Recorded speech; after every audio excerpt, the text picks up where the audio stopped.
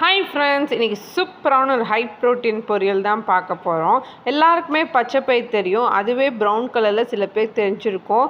Same ரகம் தான், ஆனால் ப்ரௌன் கலரில் இருக்கும். ஸோ இது வந்து எனக்கு கிடச்சிச்சு மார்க்கெட்லேருந்து. ஸோ அதை நான் வாங்கிட்டு நைட்டே நல்லா ஊற வச்சுட்டேன் தண்ணியில். காத்தால தண்ணிலேருந்து வெடிக்கட்டி எடுத்துகிட்டு ஒரு பேனில் போட்டுட்டு கொஞ்சம் கொஞ்சமாக தண்ணி தெளித்து நல்லா வேக வச்சுட்டேன். ஏற்கனவே கொஞ்சம் பச்சை பயிர் முளை கட்டினது அதையும் நான் சேர்த்துக்கிட்டேன். உப்பும் வேண்டிய உப்பு போட்டுக்கோங்க, நீங்கள் எவ்வளோ எடுத்துக்கிங்களோ. தண்ணி கொஞ்சம் கொஞ்சமாக தெளித்து நீங்கள் நல்லா வேக வச்சுக்கலாம் மூடி. இதுவே 15 மினிட்ஸ் வரைக்கும் நான் பண்ணிட்டேன். அதுக்கடுத்து ஒரு கொஞ்சம் அரைவேக்காடு ஆகிடுச்சா. ஸோ அதை எடுத்து ஒரு பிளேட்டில் ட்ரான்ஸ்ஃபர் பண்ணிட்டேன். இந்த சேம் பேனில் கொஞ்சம் ஆலிவ் ஆயில் இல்லைனா தேங்காய் எண்ணெய் யூஸ் பண்ணி ரொம்பவே ஹெல்த்தி. நீங்கள் வெயிட் லாஸ் ட்ரை பண்ணும் போது சரி நான் கொஞ்சமாக தேங்காய் எண்ணெய் விட்டுக்கிட்டு கடுகு, சீரகம், உளுந்து போட்டுக்கிட்டேன். அதுக்கடுத்து பார்த்தீங்கன்னா கறிவேப்பிலை, 2 காஞ்ச மிளகா போட்டுக்கிட்டு ஒரு சின்ன வெங்காயத்தை குட்டி குட்டியாக நறுக்கி அந்த வெங்காயத்தையும் உள்ளே போட்டுக்கிட்டு அப்புறமே நல்லா கோல்டன் ப்ரௌன் வரைக்கும் சாட்டே பண்ணிக்கிட்டேன்.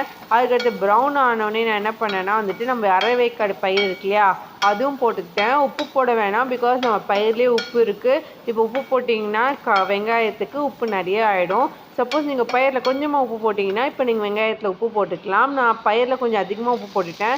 ஸோ அதுவே உப்பு கழிக்கிற மாதிரி தான் இருக்கும். நிறைய உப்பு செஞ்சுட்டுனா இன்னும் உப்பு வந்து அவாய்ட் பண்ணிக்கிட்டேன்.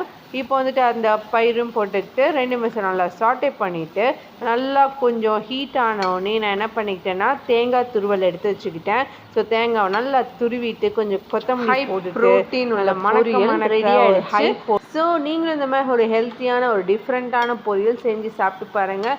இது வெறுமே மார்னிங் பிரேக்ஃபாஸ்ட்டாக சப்பாத்தி, சாம்பார் சாதம், தயிர் சாதம் எதுக்கு வேணால் சைட் டிஷ்ஷாக வச்சு சாப்பிட்லாம்.